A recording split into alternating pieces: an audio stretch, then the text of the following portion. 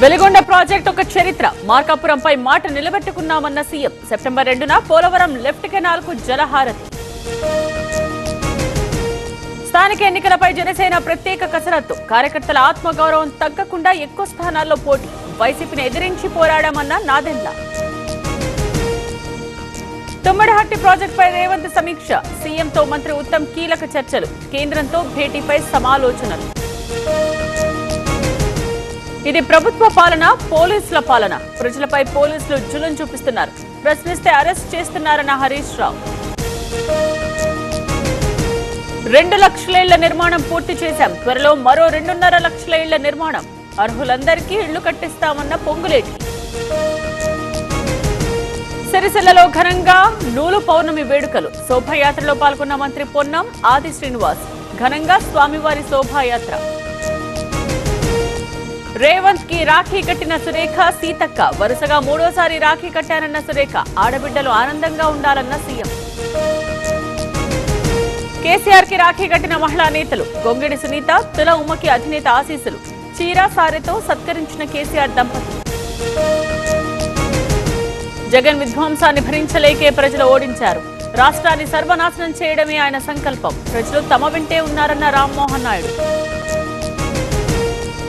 చంద్రబాబును కలిసిన MLC Nagababu. Green corporation executive chairman గా బాధ్యతల స్వీకారం. సత్కరించి శుభాకాంక్షలు తెలిపిన సీఎం. ప్రకాశం జిల్లాలో లోకేష్ పర్యటన. చదలవాడలో 5 స్టార్ హోటల్ కు శంకుస్థాపన. ఒంగోలులో ప్రముఖ నేతల విగ్రహావిష్కరణ.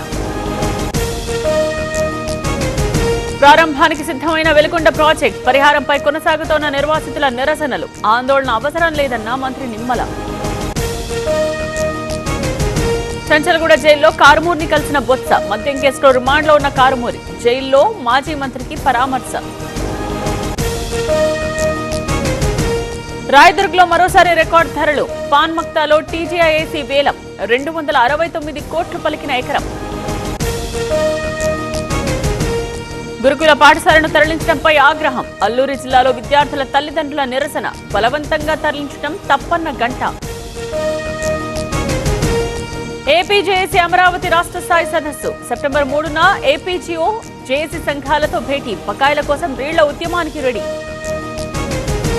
సోనియా గాంధీ ఆత్మకథపై వివాదం. అవాస్తవాలు రాశారంటోన్న కమలం. బీజేపీ ఒత్తిడితోనే పెంగ్విన్ వెనక్కి తగ్గిందన్న కాంగ్రెస్.